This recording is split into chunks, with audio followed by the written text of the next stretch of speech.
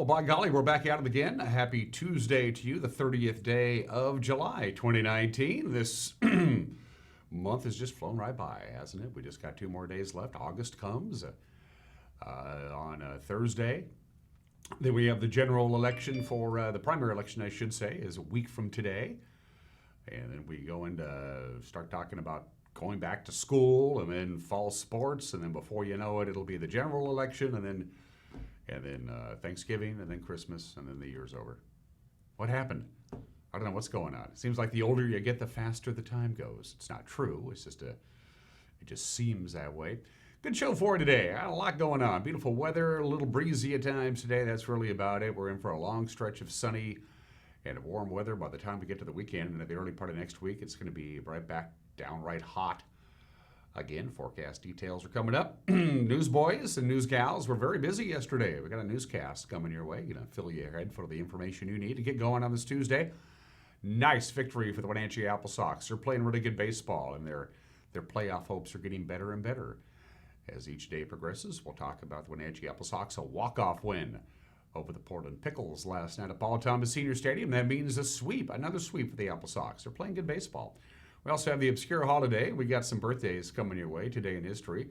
Everyone's entitled to Mike McNally's opinion. In the second half of the program, Bob Mast will be my guest. Bob dropped by yesterday morning, brought me a big box of cherries from CMI Orchards. I appreciate that. They found a home. Trust me. Bob, of course, and his organization, CMI Orchards, were at the White House on Monday, July 15th. It was part of the Made in America product showcase. He got to meet the vice president and he got to meet the president. Fascinating conversation with Bob Mast. What was that like behind the scenes at the White House from a couple of weeks ago? That conversation coming back in the second half of the program. As you can see behind my left shoulder, it is another beautiful day here in God's country, although we're losing daylight. In fact, 15 hours and 1 minute of daylight is what we have today, and starting tomorrow, less than 15 hours of daylight, but it's still a lot of summer to go. Let's take you around the valley with our Valley View cameras, courtesy of Localtel Sky-Fi high-speed wireless setup, and there is, of course, the valley proper. Our cross camera, pull back a little bit, and I can always tell when it's pulled back because that little bump that you see in the lower left-hand corner of your screen is a big bump. In fact, it was a few weeks ago during this show. I didn't notice it, but Megan did. There was a family of deer hanging around in that screenshot that I didn't see, but she did. At times, she's much more observant than I am. Just a few high clouds. That's about it. A little breezy today. Beautiful view, gorgeous view. And you can even see, the golf course there, the Wenatchee Golf and Country Club, on your far right-hand side of the screen. That course just eats me alive. I can't putt the greens. I have to play with somebody at the club who is a member of the club because they can read my putts. I cannot. And the mighty Columbia, the lifeblood of this area, flowing right down the middle of the valley. Beautiful morning and a beautiful day coming your way. My, oh my, zippity-doo-dah. Camera 2, where are we off to, Megan? She gets to decide. I don't. She's going to throw me, okay, wait a minute. I got to look at this. I have to think. I don't have much of a brain. Okay, I see some high-tension power lines. I see water. I have no idea what I'm looking at. Oh, okay, we never use that one. One more time, Megan? Oh, okay. I still don't know where that. Oh, we used that for the Desert Canyon fire, didn't we? Okay, that's not one we use particularly often. By the way, the Desert Canyon fire is 100% contained, in case you didn't know that. Okay, well, cool. I like it when we do something new. Camera 3, where are we off to? That is obviously Lake Chelan, and I want to say that is the Manson Water Tower camera. Am I correct, Megan? I am correct. That is the Manson Water Tower camera, and the lake is looking good. I have not been up to the lake as much as I would like to. This is the time of year to go up and do that. The weather is usually downright perfect. And hey, knock on wood, no significant, real big fires that we've had. Now, last year, of course, we had one sizable fire. And if you remember correctly, it really sucked in the folks up in Chelan, a lot of smoke up there. So far, so good, but we still have a long way to go on the fire season. Fire season doesn't really end until we have snow on the ground. I mean, who's kidding who? That's the reality where we live. Camera 4. We say good morning to, let's see, is that the Waterville camera? Hey, good morning. And the Waving Wheat hanging in there. By the way, the wheat harvest, I believe, is underway. This is about the time of the year, late July, early August, when they start harvesting the wheat. And that is great wheat growing country up there. It's about as perfect as it gets. Good morning to our friends up in Waterville. By elevation, above sea level, Waterville is the highest county seat in the state of Washington, I believe. Good morning, Waterville. Thanks for joining us. We are the #1 rated local live television show between 7 and 8 a.m. in the greater Waterville area. It's something we're quite proud of. That's our view from around north central Washington. Just about 6 minutes after the hour from the National Weather Service, your forecast looks something like that. Look towards the weekend, start warming up again, but basically dry, warm, pleasant, not too hot. Little on the windy side, though, today. There you go. Take a look at where you live. A little breezy at times. The darker the red, the stronger the winds. Not expecting some really strong winds. We are not expecting a red flag warning.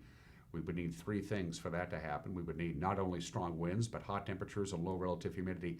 Right now, they don't think that's going to be really a concern. In fact, they're backing off a little bit on the winds as opposed to this time yesterday. But still, some gusty winds will develop this afternoon and this evening, and they were expecting quite a bit of wind on Friday, so we're going to have winds today, calm Wednesday, calm Thursday, and then windy again on Friday, but they're thinking maybe not too much now on Friday. The one constant through all of this, sunny. Quite a bit of sunshine, just a few high clouds, and that's really about it. Yesterday's high was 90, just about normal. 89 would be our normal high, so we're just about normal today and Wednesday and Thursday. Yesterday's low was 62, or normal was 63, so basically Monday's weather was just about as we would always see on July 29th. Now it's July 30th, and we're going to do it all over again. And as you can see, the temperatures do have the potential to really get going again, getting downright warm by Sunday and Monday as we say goodbye to July and welcome August, just like that. We're about ready to take a break, but before we do, we want to thank our friends at Confluence Health for sponsoring this program. Thanks, Confluence. We appreciate it. Confluence Health is dedicated to providing safe, quality health care for everybody in north central Washington. Confluence Health, a sponsor of Wake Up Wenatchee Valley. If you got a minute to spare, go grab your cup of coffee and come right back and join us. We'll let you know what you need to know to start your Tuesday. The news is 1 minute away. You're watching Wake Up Wenatchee Valley, live this morning from Studio 1 in downtown Wenatchee on the NCW Life channel.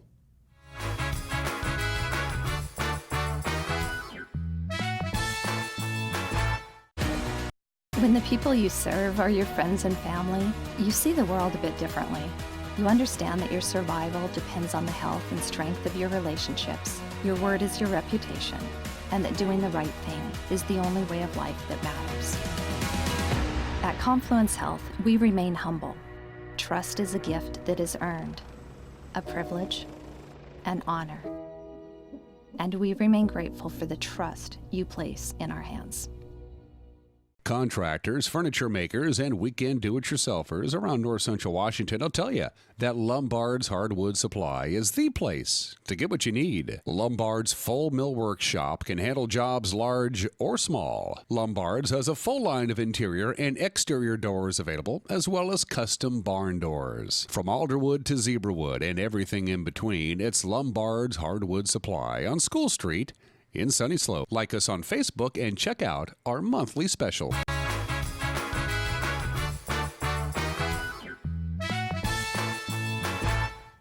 Welcome back. 9 minutes after the hour. Fair skies and 65 degrees outside of our studios. Lower 90s, a little breezy at times today.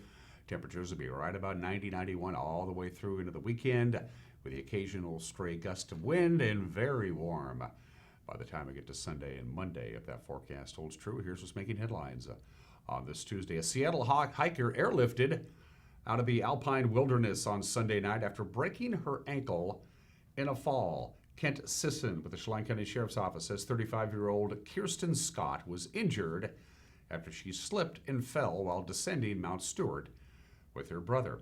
The accident happened about 5 o'clock in the 8,900-foot elevation. Sisson says the woman suffered a compound fracture to her ankle. She was hoisted off the mountain by a U.S. Navy helicopter crew and transferred to Central Washington Hospital. Well, when 3 Moses Lake police officers were under attack early Saturday, K-9 Chief came to the rescue. Moses Lake police said it all started with a disturbance at a bar that led to a chase to a home on Ivy Street.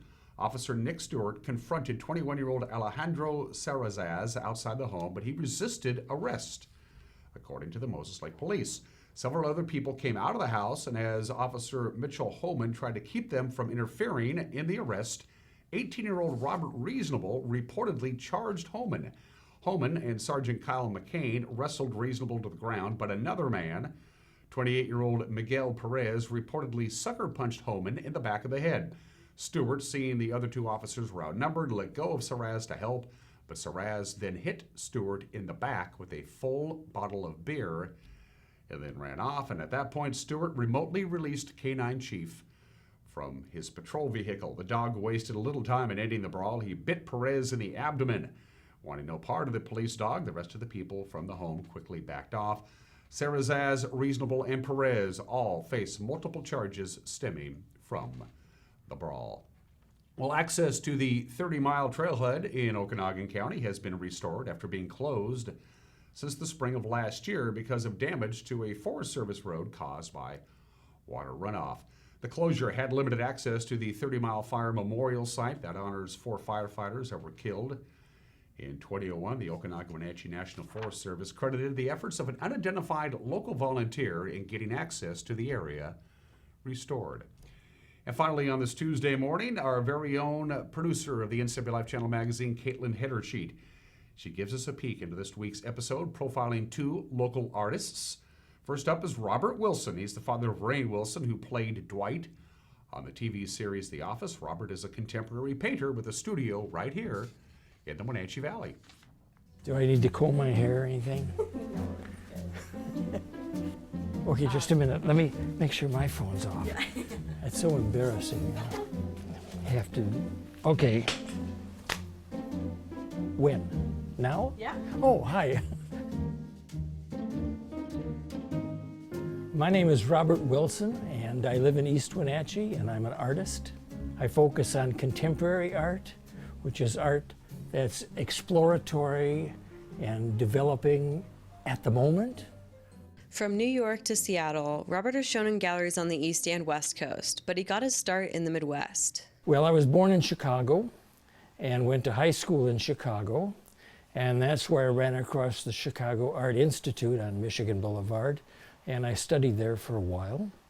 And then I moved to Seattle, went to the University of Washington, lived on a houseboat on Lake Union. I was really cool. Working in abstract and conceptual art making with bold layers of color and brushwork, Robert says he remembers exploring as a young artist and discovering a new perspective on art. I started when I was very young. My father didn't really quite understand what I was doing. In fact, he saw that I was interested in sketching the trees in the yard and the woods behind our house, and he bought me a paint-by-numbers set.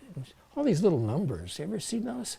And I could tell by looking at it, it was a ship, like a galleon, Spanish galleon, riding the rolling seas, the sunset behind it and the waves splashing around.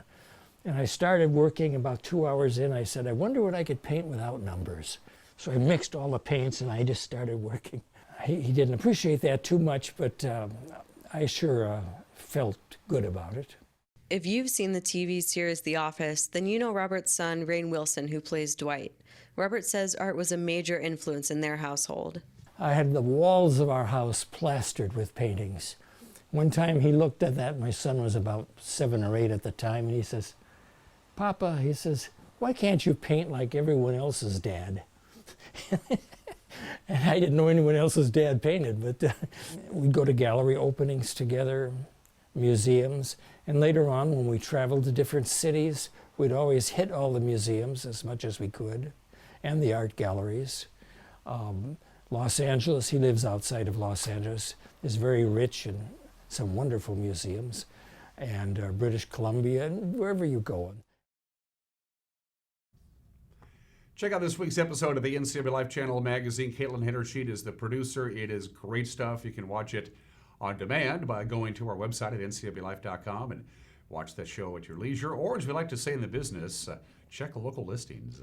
You can actually download our program guide. So if you prefer to consume your television on television, if you go to our website, you can see download this week's guide, and it's a PDF file. You can download it and you can find out where all of your favorite programs air throughout the course of the day and throughout the course of the week. right here on the NCW Life channel. If you get a moment, glance at the bottom of your screen. Those are all the different ways you can get a hold of us. There's even more than what you see there. But you can go to our website at ncwlife.com, click on the Connect Us icon, and fill out the form, and we'll get it. You can email us. Email is always the way to go because a bunch of people get that email.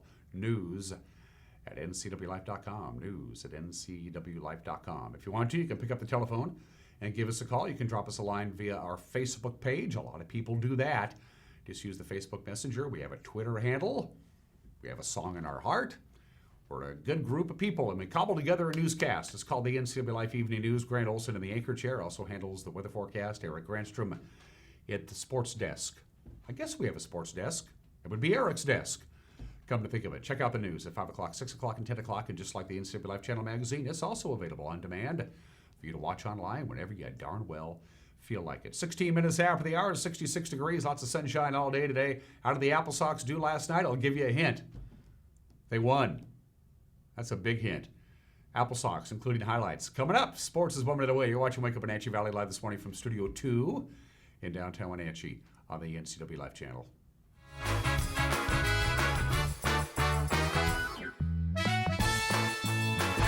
I told Mr. Nielsen about Simon. He's the best doctor because I like the medicines like he gives me. He asks like more questions, and that's why I feel like he's more interested in the health. For me, it means a lot. That means he really cares about, about him. I like you, Simon, and you're my best friend.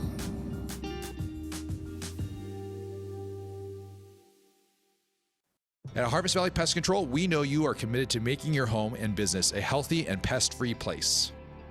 Hi, I'm David. Give us a call and we'll give you a firm price over the phone and schedule a time that works for you. We will do an in-depth 30-point healthy home or business inspection and craft a customized plan of action designed specifically for your pest issue. Give us a call or visit our website today.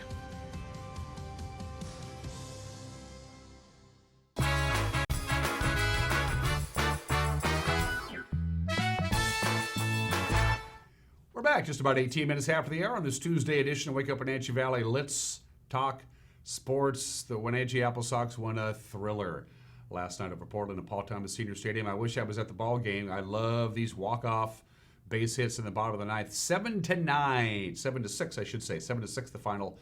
With the details, the voice of the Apple Sox, our friend Joel Norman. The Apple Sox picked up their fourth consecutive victory and fourth sweep of the season with a dramatic walk-off victory over the Portland Pickles, 7-6, here at Paul Thomas Senior Stadium last night. And the Apple Sox are going into an off day after winning their fourth in a row, and they rallied late. They gave up 2 runs in the top of the ninth inning. It's been a back-to-back series, but they never quit, as they haven't in any of these last 4 games. They've been pushed up against the wall and picked up the victory each time. Connor Kiefer with a 2 RBI single to tie and then give the Apple Sox the victory, scoring 2 runs. So he moves into scoring position, second and third. A base hit potentially wins the game.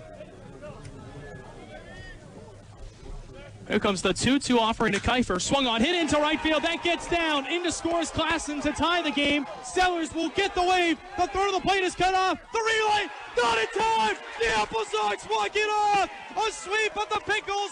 Their 4th consecutive win and their 4th series sweep. Connor Kiefer, the hero on this Monday night.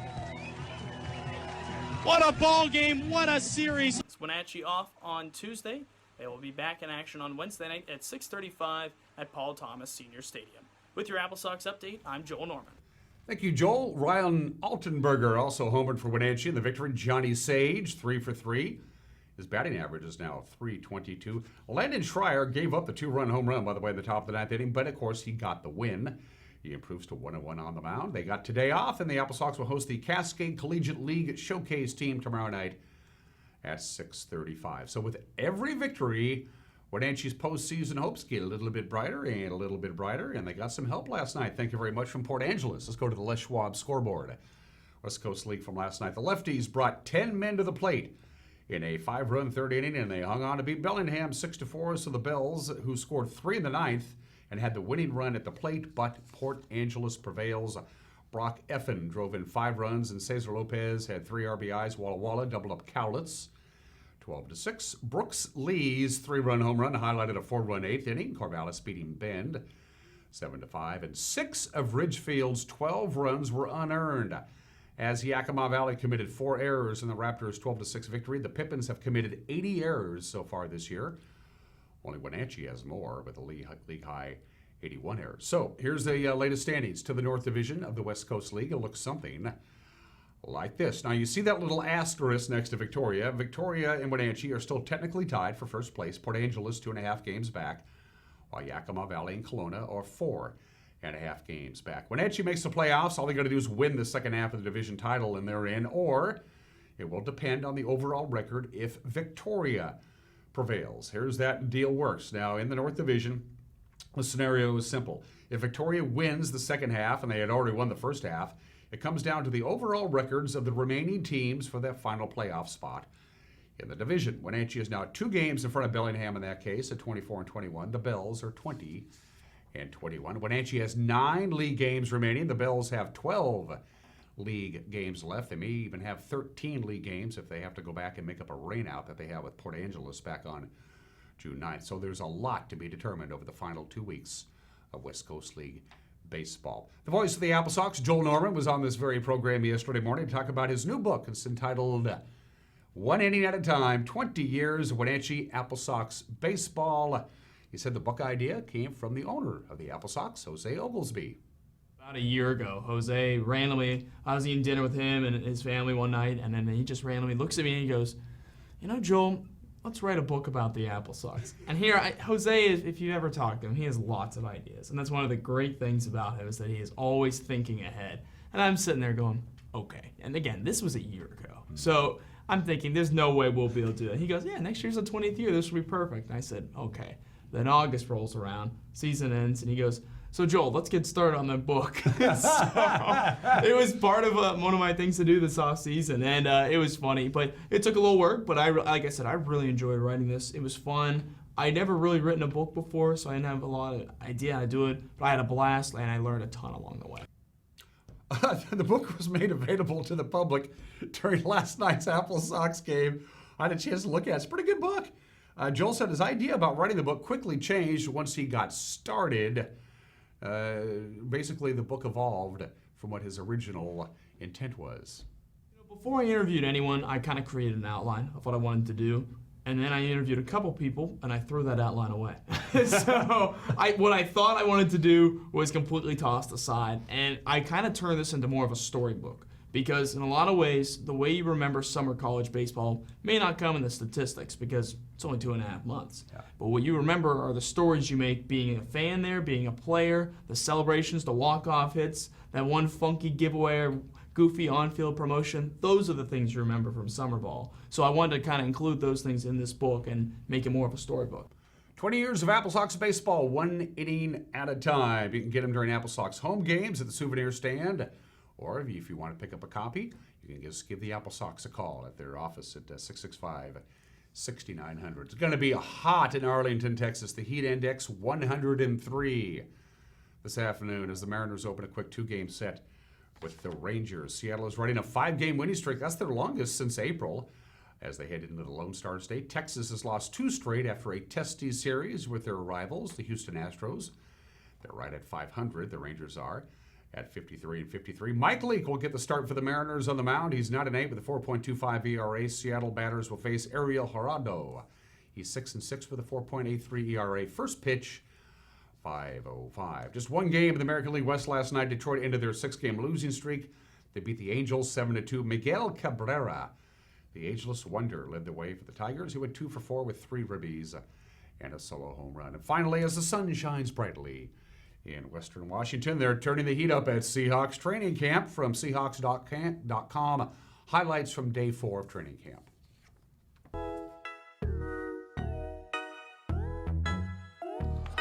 Popping on the west side, cause it's where I stay. I just made 1,000, blew it in your face. I've been going in, I'ma close the case. I can't wait no more, man, I gotta blow today. Popping on the west side, cause it's where I stay. I just made 1,000, blew it in your face. I've been going in, I'ma close the case. I can't wait no more, man, I gotta blow today. I'ma blow today. what they say. Need a blue face, I've been caring about a race. I've been trying to eat, I need more than just a taste. Now they trying to talk, oh no, they should know their place. Man, I'm ballin'.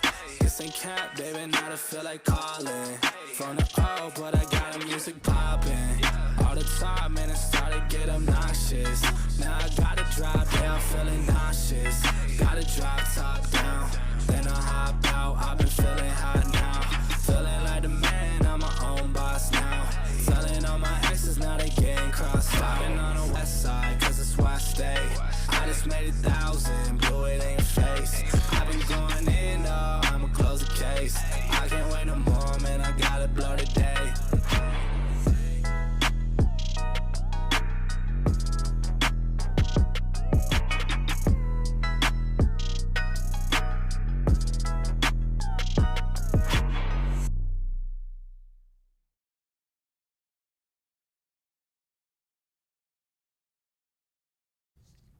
Well, that'll get you in the mood. You don't have to wait that long to actually watch the Seahawks play football. Granted, it doesn't count, but their first preseason game 1 week from Thursday against the Denver Broncos at CenturyLink Field. And those are just some of the games that people are playing on this Tuesday morning. It's 26 minutes after the hour. The obscure holiday is yet another food-related holiday, but it's a food that I love. Yesterday was National Lasagna Day. Can't go wrong with that. Today is National Cheesecake Day, and you can't go wrong with cheesecake either.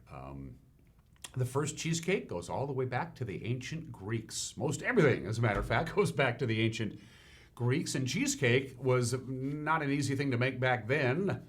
Not necessarily easy to make now, and so they used it in religious ceremonies. Yeah, cheesecake was that high up on the food chain. The modern cheesecake goes to the English, though. The English took what the Greeks did.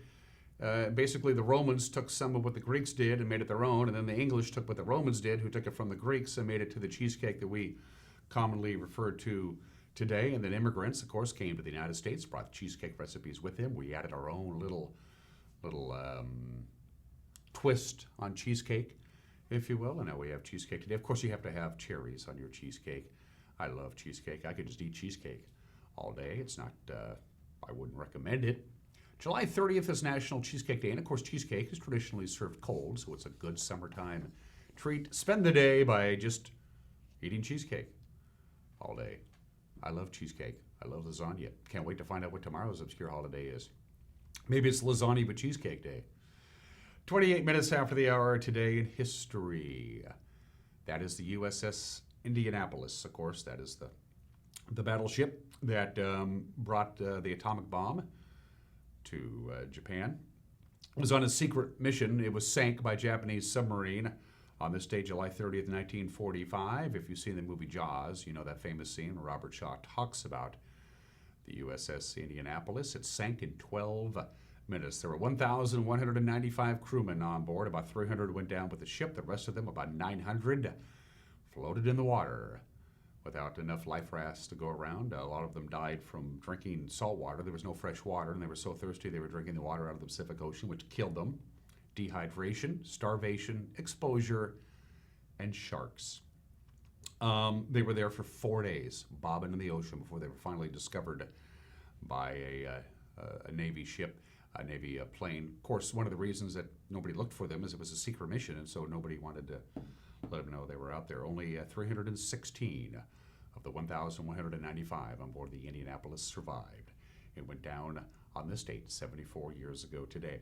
You would think England would have won more World Cups than one, but they only won the one, and they hosted that particular World Cup back in 1966. And on July 30th, 1966, 53 years ago today, England defeated West Germany 4-2 to win their only World Cup, which is ironic because England is the world hotbed of soccer. It is the national sport of England, bar none. England essentially invented soccer, or as they call it everywhere else in the world, football, and yet England has only won one World Cup, and they're darn proud of it, and it happened 53 years ago today. 45 years ago today, the president bugged himself. You mean there's like tapes of conversations in the Oval Office and in the Executive Office building that Nixon himself taped during the Watergate scandal? Yeah, there is. Well, let's get a hold of these tapes. Nixon wouldn't give them up, went to court. Nixon wouldn't give them up, went to court. Nixon wouldn't give them up. Finally, in a unanimous decision, Richard Nixon was ordered to release the tapes by the Supreme Court of the United States. And it was the beginning of the end for Richard Nixon. And within 2 weeks, Richard Nixon was out of office. Yes, the president bugged himself, and the Supreme Court said, sorry, Mr. President, if you have the tapes, people get to hear what's on them. And that was the end of that. That happened 45 years ago today. And 44 years ago today, has anybody seen Jimmy Hoffa? Anybody? Jimmy Hoffa? He was last seen at the parking lot at the Red Fox restaurant in Bloomfield Hills, Michigan, a suburb of Detroit, about 2:30 in the afternoon. Got into an automobile and was never seen again. Jimmy Hoffa disappeared on this date 44 years ago today. We still don't know where he is. We have a pretty good idea, though. And finally, let's do some birthdays. One of the giants of American industry, Henry Ford, was born in the state in 1863. Died at the age of 83 in 1947. The Ford family still controls the Ford Motor Company, revolutionized, of course, transportation in this country and culture in this country with the Model T. Didn't invent the assembly line, but he made the assembly line much more efficient. And of course, he was the one who said, I'm going to give all of my workers a living wage. I'm going to pay them good money.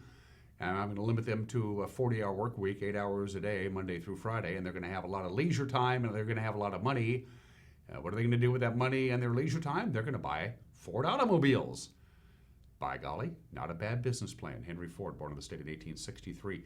Charles Dillon Casey Stengel, born in the state in 1890, lived a long life. Died in 1975 at the age of 85. There comes a time in a man's life, and I've had plenty of them. As Casey Stengel once said, he was going to be a dentist. That's what he wanted to be, but he was left-handed. And 110 years ago, they didn't make instruments for left-handed dentists, so he got into baseball instead. And of course, best known as the manager of the New York Yankees from the 1940s to the early 1960s, Casey Stengel, born in the state in 1890. Peter Bogdanovich, one of America's great directors, is 80 years old today. The Last Picture Show is a must-watch. What's Up, Doc? Is a hilarious movie. Mask, Paper Moon. He doesn't really do a lot of work now much anymore. Peter Bogdanovich is 80 years old today, but his movies are still well worth watching. Speaking of movies, Arnold Schwarzenegger. Arnold is 72 years old today. Of course, the Terminator, Terminator 2, Terminator 3, Terminator 4, Terminator 9, Terminator 16, and a few other movies in there as well. And he was the 38th governor of California. Still trying to wrap my head around that. Arnold Schwarzenegger is 72 years old today. And speaking of movies, Hilary Swank celebrates a birthday today, 45 years old today. Had her huge breakthrough role in Boys Don't Cry, but $1 Million Baby. She was so good in that movie.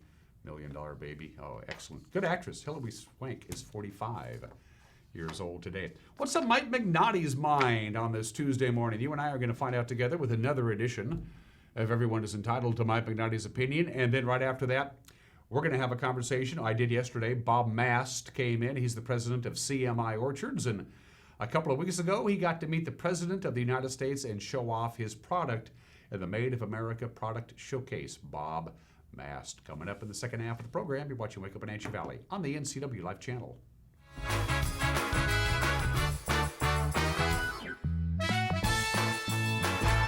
Is this really what we're gonna do on our girls' night out? We should go to Club Crow.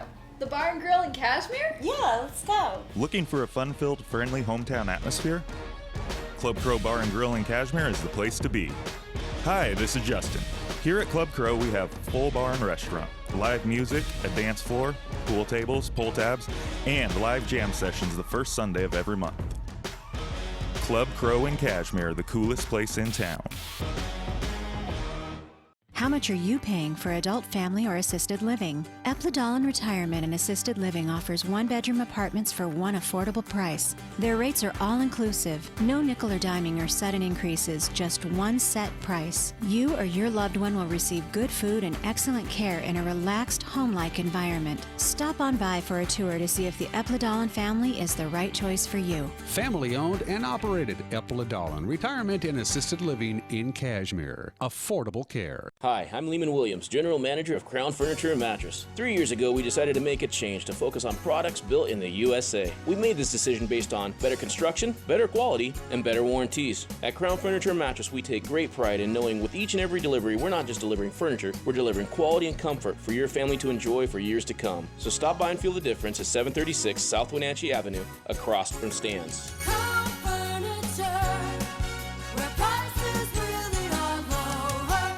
Arctic Refrigeration and Heating has been serving North Central Washington for 34 years. Arctic provides the finest heating and cooling air quality products for residential and commercial customers, along with prompt and professional customer service. Arctic also offers specialty services like custom sheet metal fabrication of ductwork, coil cleaning, as well as planned fall and spring maintenance for the overall well-being of your system. Arctic is available for emergency calls 24/7. Call Arctic Refrigeration and Heating for your heating and cooling needs.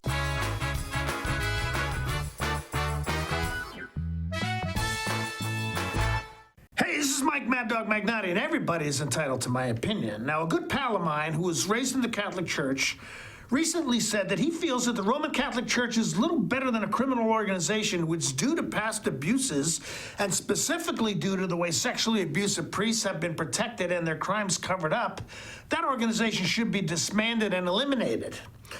Well, I see his point and appreciate that he does speak as a member of that particular club, so to speak. There are many people for whom the Catholic Church is still their earthly means of connecting with God. And every church, big or small, has its problems. Now, of course they do. We humans run them. This is Mike Mad Dog Magnotti, and that's my opinion.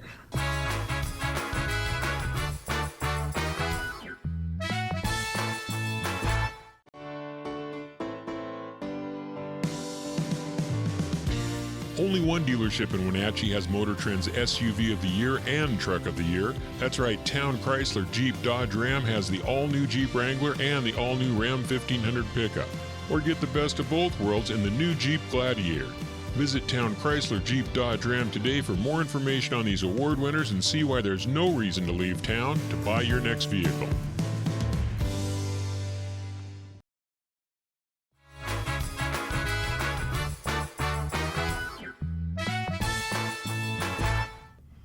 Welcome back to Wake Up Wenatchee Valley. I am Dan Kuntz. July 15th was a red letter day for CMI Orchards. They represented our fine state at a little something called the American Dream Made in America Product Showcase, and it was held at a small residential home in our nation's capital you may have heard of, the White House. And here to talk about that is the president of CMI Orchards, who was there, got a chance to meet the president and talk about his product. To my immediate left, making his first ever appearance on the show, is Bob Mast. Give him a big hand. Good to see you, Bob. Thanks for doing this. I appreciate it. I appreciate being here. Yeah, it's good to have you. First of all, thanks for the cherries. You bet. Yeah, this is your CMI brand of cherries, and if they look delectable, do they taste as good as they look? These cherries that you brought me. Yeah, we've had a really good year when it comes to cherries. The quality's been good. The sizing's been really good. We're really proud of the job that our owners and growers did this year to bring the cherries to market. CMI is an acronym for what? What is? Stands for Columbia Marketing International. Okay. And we dropped the full length because we had some confusion. Some people thought we grew coffee beans in Columbia. So we changed it to CMI Orchards a few years ago because that's what it's all about. It's about the orchards. That's where our product comes from. And we wanted, when signs were up on display for consumers, we wanted them to know exactly what we do. And that's orchards and farming. So it basically brought some clarity to the program. So you went to the White House on Monday the 15th. You were it was 50 different groups, one from each state, right? All about Made in America. How did you get this gig? Who got a hold of who? How did this happen? This is an incredible feather in your cap. Absolutely. How did this come to be? Well, we feel very blessed that we were asked to be one of the participants. They had, as you said, participants from all 50 states. This is the third year in a row that they've done this program. It's something President Trump did at the beginning of his regime. He decided to bring in one company from each state to show their goods that they make in America. And there's nothing more American than, apple pie, right? Sure. So Washington State was looking for, the White House was looking for a company out of Washington State to represent the agriculture industry. and they contacted some of the various produce organizations, and CMI was one of the names that was put in the hat. And the White House went through a vetting process where they contacted several agricultural companies out of Washington State. And when they called us and we talked, and we got to talking about our American Dream program, they just said that was just totally a lock. It was, they were very happy about the program that we brought to life, and this program is all about people following the American Dream. We've got a bunch of our growers that actually have served in the military, and the program was all about trying to unify America, be proud of your country, and then honor the military and their families that have served for us Americans. And we have several growers that have been part of that program. We wanted to honor them. Well, there are any number of industries that people associate with Washington State. Agriculture, of course, but also technology. They think Boeing, they think Microsoft, they think Amazon, they think all of these things, and yet they chose you guys to represent our state. We felt very blessed about that. I mean, they had companies, they had Airstream trailers there, they had Lockheed Martin there with missile launchers, they had Cobalt boats, they had all kinds of different companies from around the globe, around the U.S. And we were just very honored to be selected as one of the agriculture companies. The vetting process, did one of your friends call and say, Bob, the FBI just called and wanted to know about an incident in third grade? I didn't know what to tell them. How thorough was it before you could even get into the gates and set up your display in your booth and meet the president? How many hoops did you have to jump through? Well, we obviously had to turn over our contact information, our IDs, our social security numbers. They did do a background search on CMI, on basically the entire company. They did a background search really deep on the three of us that were joining. But they called up, we got a call from the White House, the Secret Service group, and they asked some questions. They went as deep as to know that one of our owners had been in Washington, D.C. in June of 2018 and asking about what that visit was all about. So it is quite a process that they go through. Yeah. We got some photos that you brought with you. Now, let's go ahead and throw up a photo, and I'll let Bob describe you are set up now. Is that in the East Room? What is one of the larger rooms in the White House? Yeah, that is in the East Room of the White House, which is the largest room. So we had, there was probably 15, 20 vendors set up in that room, and it was quite an honor to be in there. We had little mini American Dream boxes that you can see on our display there, and we kind of thought about maybe hiding some in the vases up on the fireplace to kind of start a scavenger hunt through social media after the event, but we thought maybe we'd never get asked back if we did that. But that was our display set up. There you are with the Vice President. That's Vice President Pence, and what a very generous and just super solid guy. He was so generous with his time that he gave us. He came by, we had some great conversation. I thanked him for the job that he's doing in the White House on behalf of our industry and Americans, and I wanted him to know that we're praying for him, his family, and his administration. And when I said that, he grabbed my shoulder, leaned in, and he said, "You know what?" He said, "We can feel that." He said, "Please continue to do that." So it's you and the Vice President there, and who else is in that photo there, Bob? So I've got right to the immediate right of Pence is Rochelle Baum. She is our brand manager. She's the one that actually brought the American Dream program to life. And then on her right is George Harder. He's our Vice President of Marketing. Okay. Now, was Rochelle the one that brought her smartphone in? She did. You want to tell that story? It's a good story. Before she. And the other thing that was in that picture, we had a framed picture of the CMI staff. Okay. So since only 3 of us could go, we wanted to have our group there. So we let everybody know that this is our team that makes the American Dream possible. I suppose you couldn't put all 4,000 people in your umbrella organization. Exactly. That would have been a little crowded. Talk about the smartphone thing with Rochelle. It's so in today's age of social media, we want to be relevant in what we do and try to give live updates of what's taking place at CMI. And we started doing some live video and some filming. We hadn't posted anything yet, but we were about to post it, and Rochelle got a little tap on the shoulder from the Secret Service, and they came over and said, ma'am, if you don't mind, we'd appreciate if you just did still pictures.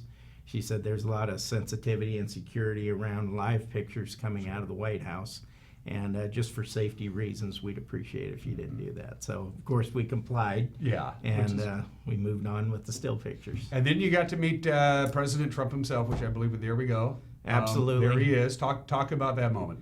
You know, it was quite a moment, because I was standing on the back of the stage, and of course you don't know, if you're going to have an opportunity to get to meet, the leader of the free world. But when his speech was done, he came off the back of the stage, and it was really a surreal, humbling moment where, he turns around and we're face to face, and he reaches out his hand and just said, thank you for coming to our event.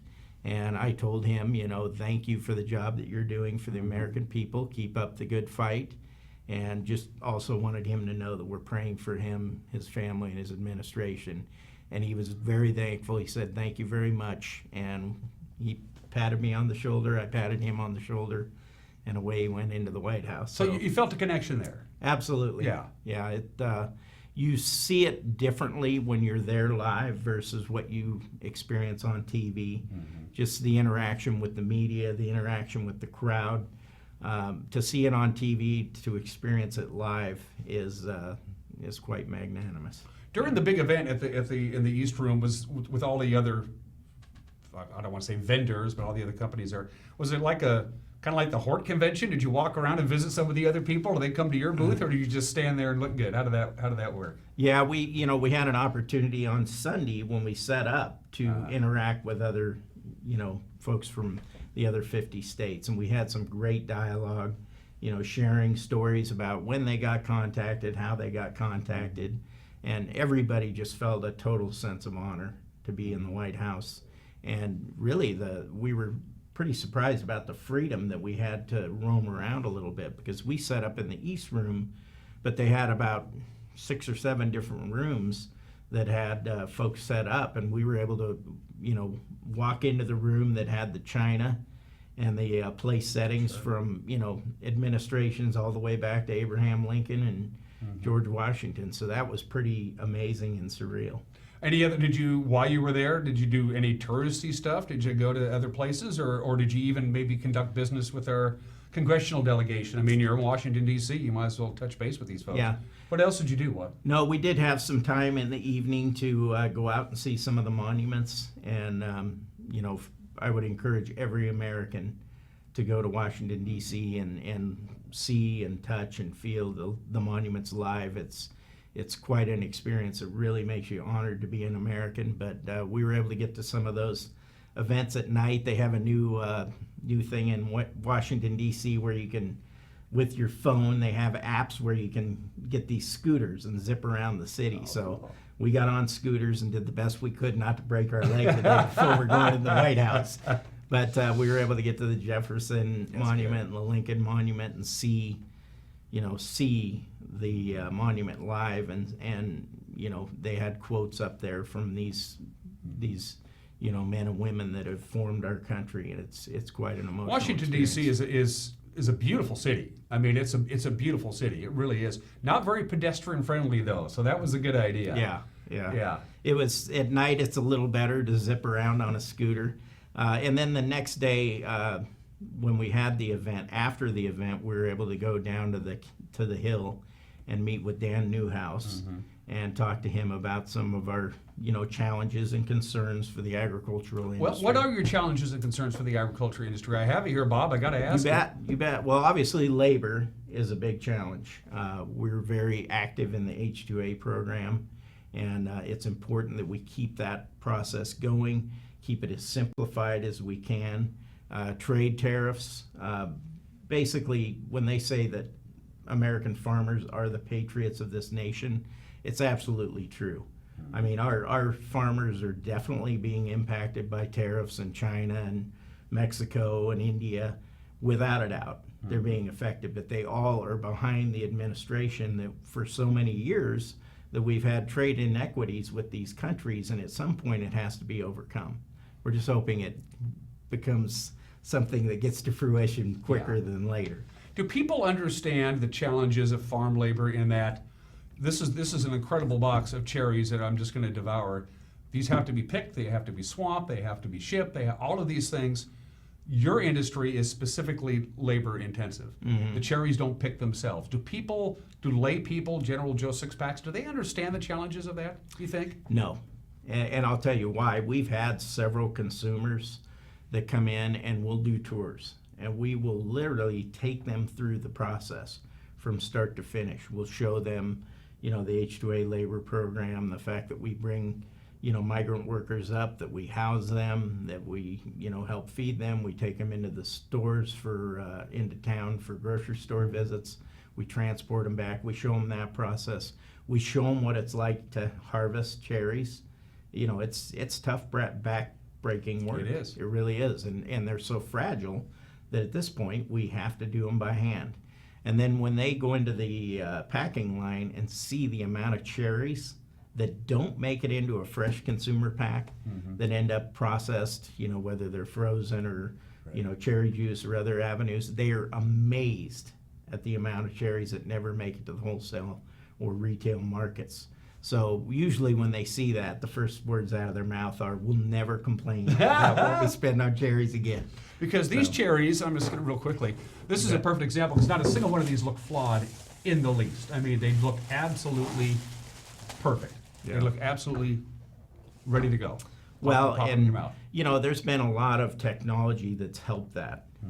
Most of the shippers out there today have the new technology where we take each cherry through a camera process. It goes through the line in a single version, and it's moving the cherries back and forth, and computers are looking for flaws on those cherries. They'll take up to 60 to 80 pictures of these cherries looking for a flaw. And we used to rely on human eyes to do that. And with human eyes, there is the ability to see cherries one way one day and differently the next day. The computer sees it the same each and every day. So we've really got the ability when we have situations like rain or wind that cause damage on the cherries, this new computer technology really helps carve that out of the box. And we live in this area, North Central Washington, which understands the importance of melding the agriculture industry and high tech, because people don't normally associate those two together, but they are together. They're bread and butter. It's the technology, not just in the packing house, but at the farm level, is light years from what it used to be. I mean, I'm involved in an orchard, and we can get alerts on our phone hourly that tell us the temperature, the dew point, all the different factors that can affect your harvest. It almost gets to the point where you want to turn your phone off when you see thunderclouds. But well, yeah, I have friends who they turn on and off their wind machines on their phone. They right. Right. You can do watering from your phone. Yeah. It's and the drone technology that's going to enter our industry here pretty soon. The ability to determine what's taking place in the orchard. An example of that is we had fire blight that hit our industry last year, fairly significant on apple trees. And using drone technology, you can really spot that early and try to take precautionary measures to cut that out of your orchard before you can see it just driving through the orchard with the tractor. Well, we're almost out of time. We just got a couple minutes left. You brought up apples. We talked about it's been a really, really good cherry year for not just CMI but everybody. It's been an exceptionally good year across the board, and you've obviously taken advantage. Our friends in California, we love them, but they had a bad cherry year, which is in many respects good for us because people still want their cherries. Apples, how are we doing on apples? What's the early word? I know we're a ways from harvest yet, but still. Apples are doing well. Looks like we're going to have a fairly significant size crop this next year. Could be our second largest, could be our largest. It really determines, how much the fruit gains in size from this point on, because every time we gain a size on fruit, our crop estimate goes up 10%. So it really depends on that. And, part of what we did with this American Dream program was wanting to honor military groups, because every box that we sell in this American Dream label, we're actually making a donation to the Wounded Warrior Project or whatever charity that the retailer wants to support when it comes to military and their families. But our attempt is to try to hit the major holidays too, where apples typically aren't featured. Sure. So, you know, you got Veterans Day in November. We're hoping for big displays. And you got Memorial Day in you know, September. You're hoping for displays. And then you've got, of course, 4th of July. Yeah. So those are typically times that apples aren't featured. But with large apple crops, we got to find ways to get promotions. Yeah, people associate apples with autumn because that's when they come off the trees and they're at their peak of flavor and you're ready to gobble them down, just like we associate cherries with June, you know, that kind of deal. So absolutely. So it's good to see you. What's next for CMI while I have you? One last question. What's down the road for you guys as you work farther and farther through the agricultural year? You know, we're just always in test mode with testing new genetics, new varieties. Right now we have 7 managed varieties, and we have more varieties coming in test. We have some new proprietary cherries coming, and apples, and that's what consumers want. They want new, they want different flavors, they want different characteristics that can wow them as a consumer, because most of our grocery stores today are so much more complex. Each produce department has about 2,500 items in it now. Yeah. So how are we going to make our products stand out? And that's by looking at these new genetics. And consumers are pickier now than they've ever been. Absolutely. Which is a good thing to have. Lots of choices out there.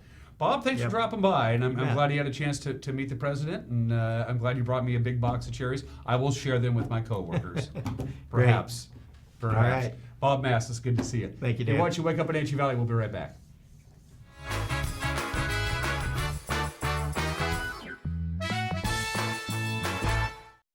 Badger Mountain Brewing is proud to announce the grand opening of our new kitchen. Come try out our new menu featuring fabulous steaks, prime rib, gourmet burgers, and seafood grilled up by experienced meat master Chef Galen Goodman.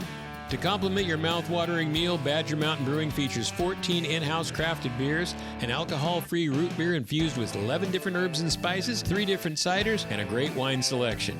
Don't miss out on the best meats and the best brews down at Badger Mountain Brewing, located at 1 Orondo Avenue across the tracks from the Pybus Market. Transform your windows with a variety of colors and styles like the Allure Transitional Window Covering by Lafayette Interior Fashions. Hi, this is Darren with Mini Blinds and More. We can install the latest and greatest in technology to open and close your blinds with only a touch of a button. From the largest windows in your home to room darkening shades for the bedroom. From stylish shades for your entertainment room to custom blinds for those hard-to-fit places. We have a solution for all of your window covering needs. We offer a variety of window coverings from Lafayette Interior Fashions. Call us today. We are Mini Blinds and More, your local blind store.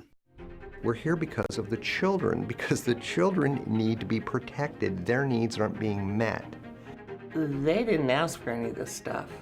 It's not their choices that got them here. The more adults that a child has that love them, the better off they are. Children need a whole community to raise them. And if we can do any little thing, it makes a big difference in the child's life.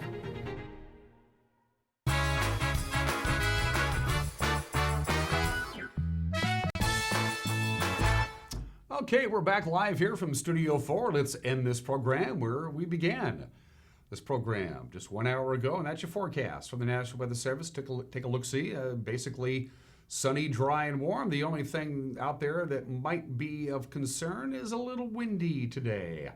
Right now, the wind is out of the west-southwest at 10 miles an hour. It can pick up at times to 15, even a gust of 20 miles an hour or so. So it is going to be a little breezy today, but we're not expecting any red flag warning to be issued from the National Weather Service. At least we hope that's the case anyway. So pretty normal temperatures, both for our afternoon highs and our overnight lows. No real surprise there.